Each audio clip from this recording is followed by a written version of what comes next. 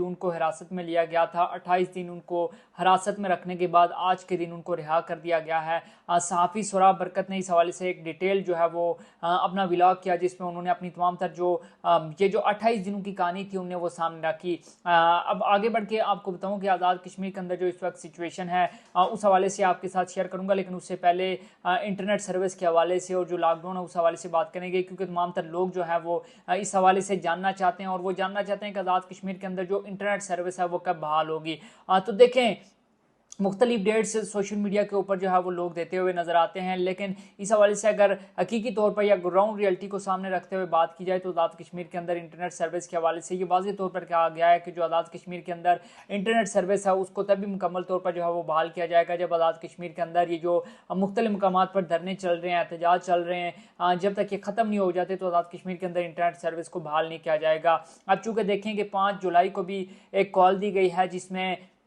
एक core member की जो गिरफ्तारी हुई थी और उस हवाले से कहा गया है कि उस हवाले से एहतजाज किया जाएगा। तो अब जाहिर सी बात है, अगर एहतजाज के हवाले से इस हवाले से जो लाए अमल दिया गया और कहा गया कि न सिर्फ आज़ाद कश्मीर के अंदर बल्कि जो बैरून ममालिक में जो एम्बेसीज है उनके सामने भी जो है वो एहतजाज किया जाएगा, तो इस सूरत हाल के अंदर शायद इंटरनेट बहाल होना अब ज़्यादा मुश्किल हो गया है। अब ज़्यादा आप कह सकते हैं कि वो डिले में चला गया है, यानी कि 5 तारीख तक तो आप उसको ना ही समझे कि आज़ाद कश्मीर के अंदर जो है वो इंटरनेट शायद बहाल किया जा सके। देखें, इस हवाले से IG आज़ाद कश्मीर लियाकत अली मलिक साहब ने बात की थी और उन्होंने कहा था कि शायद 6 जुलाई तक जो है आज़ाद कश्मीर के अंदर इंटरनेट सर्विस जो है वो बहाल कर ली जाएगी, लेकिन अब वो जो उनकी जानिब से कहा गया था शायद अब वो भी हमें उनका जो बयान है या जो उनकी स्टेटमेंट है उस हवाले से भी ये कह सकते हैं आपकी शायद अब इंटरनेट सर्विस आज़ाद कश्मीर के अंदर फिलहाल बहाल ना की जाए। आगे बढ़ते हुए अगर लॉकडाउन और शटडाउन काल के हवाले से बात कर ली जाए तो आज़ाद कश्मीर के अंदर जो 9 जून से जारी होने वाली पहिया जाम और शटडाउन हड़ताल है वो ताहाल जारी है। आज़ाद कश्मीर के गो के तमाम तर एंट्री पॉइंट जो है वो मुकम्मल तौर पर खुले हुए हैं। मुख्तलिफ जो रोड्स हैं वो भी ओपन है। रियासती दारुल हुकूमत मुजफ्फराबाद समेत मुख्तलिफ जो आज़ाद कश्मीर के अजला हैं उनके अंदर दफ़ा 144 का नफाज है। रावलाकोट शहर के अंदर चूँकि वहाँ पर हालात काफ़ी ज़्यादा ख़राब हैं और इस हवाले से आज साबिक़ वज़ीर-ए-आज़म सरदार तनवीर इलियास खान साहब, जिन्होंने हाल ही में इस्तेकाम पाकिस्तान पार्टी को ज्वाइन किया, पीपल्स पार्टी को उन्होंने छोड़ा, उससे पहले वो तहरीक इंसाफ में थे, तहरीक इंसाफ छोड़ने के बाद वो इस्तेकाम पाकिस्तान पार्टी में गए थे, वहाँ से पीपल्स पार्टी में, और आज फिर उन्हें दोबारा से जो है वो इस्तेकाम पाकिस्तान पार्टी को ज्वाइन कर लिया। तो अब देखें, उन्होंने भी कहा कि जो पूंछ के हालात हैं वो काफ़ी ज़्यादा ख़राब हैं, कोई इतने साजगार हालात नहीं है कि वहाँ पर जो है वो इलेक्शन लड़ा जाए। तो ज़ाहिर सी बात है अगर साबिक़ वज़ीर-ए-आज़म कह रहे हैं तो मानने वाली बात है ना कि जो आज़ाद कश्मीर के अंदर हालात हैं वो कोई इतने अच्छे नहीं हैं। तो चूँकि रावलाकोट के अंदर हालात कोई इतने अच्छे नहीं हैं बकौल साबिक़ वज़ीर-ए-आज़म साहब के भी, तो क्योंकि वहाँ पर जो है वो कर्फ्यू नाफिज कर दिया गया था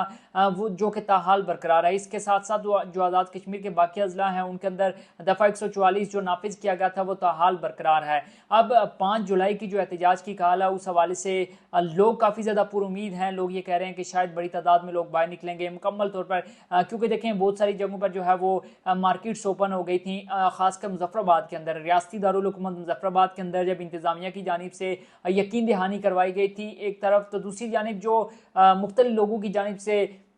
ऐलान लातल की भी सामने आया था कि हम ये जो एक तहरीक चल रही थी इसका जो है वो साथ छोड़ने के लिए तैयार हैं, इसका साथ छोड़ने का ऐलान करते हैं और मुस्तकबिल के अंदर इसकी किसी भी एक्टिविटी में जो है वो हिस्सा नहीं लेंगे, इसके अंदर किसी किस्म की जो कंट्रीब्यूशन है वो नहीं करेंगे। अब इस सिचुएशन के अंदर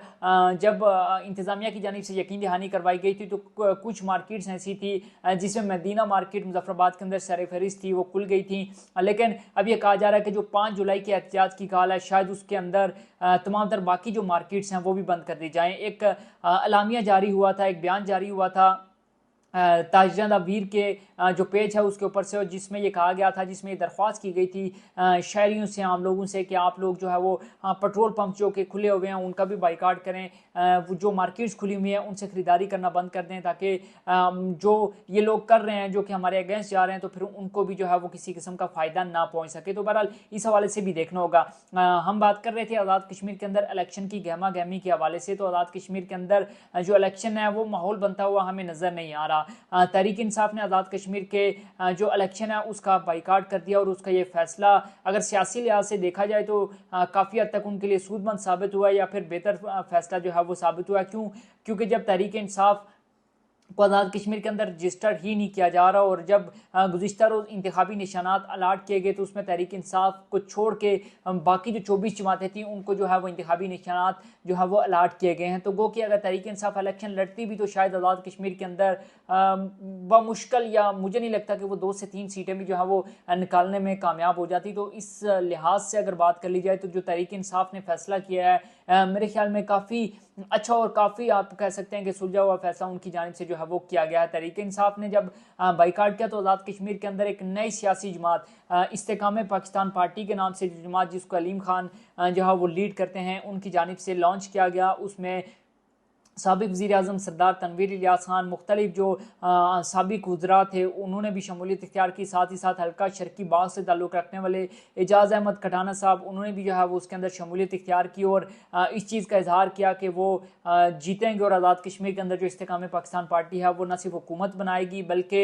जो सरदार तनवीर इलियास खान है वो आज़ाद कश्मीर के अगले वज़ीर आज़म हो गई है। उनकी जानिब से जो है वो दावा किया गया। और ये ख्वाहिशात जो होती हैं या इस तरह की जो ख्वाहिश होती है वो हर पार्टी की ख्वाहिश होती है कि उसका जो सरबराह है, उसका जो सीनियर तरीन मेंबर है वो अगर जहाँ पे इलेक्शन लड़ा और उस जगह का वो वज़ीर आज़म बन जाता है तो ये ज़ाहिर सी बात उनके लिए खुशकिस्मती भी होती है और ये उनकी एक ख्वाहिश भी होती है। तो बहरहाल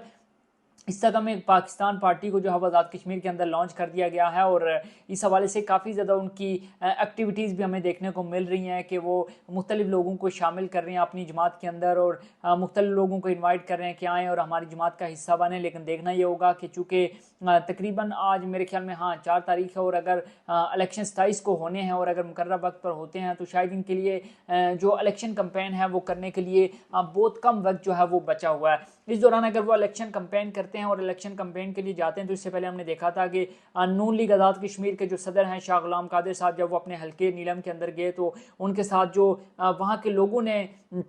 जिस तरह से उन लोगों उनका इस्तकबाल किया, जिस तरह से उनको कहा कि आप लोगों ने जो हमारे मसाइल हैं वो हल नहीं किए और जिस तरह एहतजाज के दौरान आपका बिहेवियर था,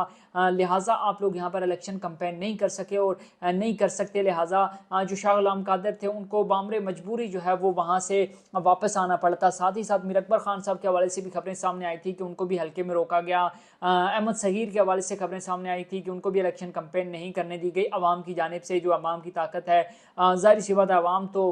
जो ताकत का सरचश्मा होता है वो तो अवाम ही होती है। साथ ही साथ जो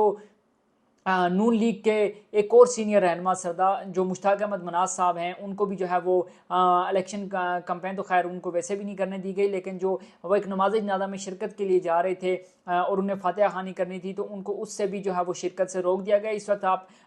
जो माहौल बन रहा है कि वो आपके बिल्कुल सामने है और इस चीज़ से आप खुद ही जो है वो अंदाज़ा लगा सकते हैं कि जो इस वक्त आज़ाद कश्मीर के अंदर क्या इलेक्शन का माहौल बनता हुआ नज़र आ रहा है या नहीं आ रहा। क्योंकि आप देखें कि जिस तरह से किसी भी पार्टी हो बगैर किसी रंग नस्ल या जमात की तफरीक के जो आज़ाद कश्मीर के लोग हैं, जो अवाम हैं, वो नून लीग का वो कोई भी सरबराह हो, कोई भी उम्मीदवार हो, पीपल्स पार्टी का हो, मुस्लिम कॉन्फ्रेंस का हो, आईपीपी का हो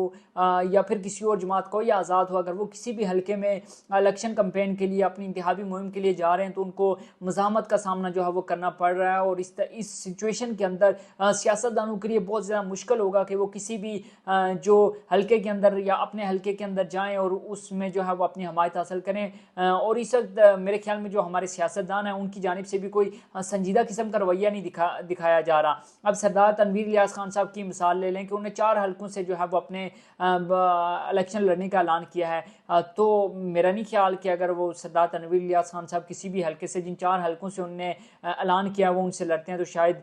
वो जीतने में कामयाब हो सकते हैं या वो कोई वाज़े जो है वो बर्तरी जो ग्राउंड रियलिटीज़ है उसको देख के मैं बात करूँ। खैर मैं कोई किसी किस्म का दावा नहीं कर रहा, लेकिन जो चीज़ ग्राउंड पे नज़र आ रही है उस हवाले से ही मैं बात कर रहा हूँ। बाकी चूँकि देखें जो ओवरऑल आज़ाद कश्मीर के अंदर इस वक्त सिचुएशन है, आज़ाद कश्मीर के अंदर लॉकडाउन बरकरार है, पहिया जाम और शटर डाउन हड़ताल है, पेट्रोल पंप से पेट्रोल जो है वो नायाब हो चुका है, एशियाई खुर्दनोश की जो है वो किल्लत की ख़बरें भी हमारे सामने आ रही हैं। तो इस सिचुएशन के अंदर शायद आज़ाद कश्मीर के अंदर जो आवाम है वो काफ़ी ज़्यादा नाराज़ दिखाई दे रही है। और इस सिचुएशन के अंदर कि जब लोग बाहर निकले और उनके जो मुतालबात थे वो नहीं मानेंगे और उल्टा उनके मुतालबात मानने के बजाय जो हमारे हुक्मरान थे, मैं हुक्मरानों की बात करूँगा, उन्होंने गैर संजीदगी का मुजाहरा किया और आवाम के साथ जो है किसी किस्म की यकजहती का इज़हार नहीं किया और जिस किस्म के गैर जिम्मेदाराना बयान खासकर हमारे आज़ाद कश्मीर के हुक्मरानों की जानिब से दिए गए, तो शायद आज़ाद कश्मीर की जो हमारी अवाम है वो काफ़ी ज़्यादा रंजीदा भी है और गम और गुस्से का इज़हार भी कर रही है। बहरहाल इस हवाले से भी जो भी अपडेट होंगी, क्योंकि इलेक्शन करीब आते जा रहे हैं, तो जो भी अपडेट होंगी हम कोशिश करेंगे कि वो गाहे बगाहे मुख्तलिफ औकात में अपने व्लॉग्स के जरिए आप तक पहुँचाते रहें। अगर आपने हमारे सोशल मीडिया प्लेटफॉर्म दी कश्मीर को फॉलो नहीं किया, सब्सक्राइब नहीं किया, तो जल्दी से सब्सक्राइब कर लें। और एक और बात आपने ये बताना है कि कहाँ से आप हमारे व्लॉग को देख रहे हैं और किस जगह से आप जो है वो हमें लाइक कर रहे हैं या सपोर्ट कर रहे हैं। अपना बहुत सा ख्याल रखिएगा, दुआओं में याद रखिएगा, अपना बहुत सा ख्याल रखिएगा। मुझे दीजिए इजाज़त। अल्लाह हाफ़िज़।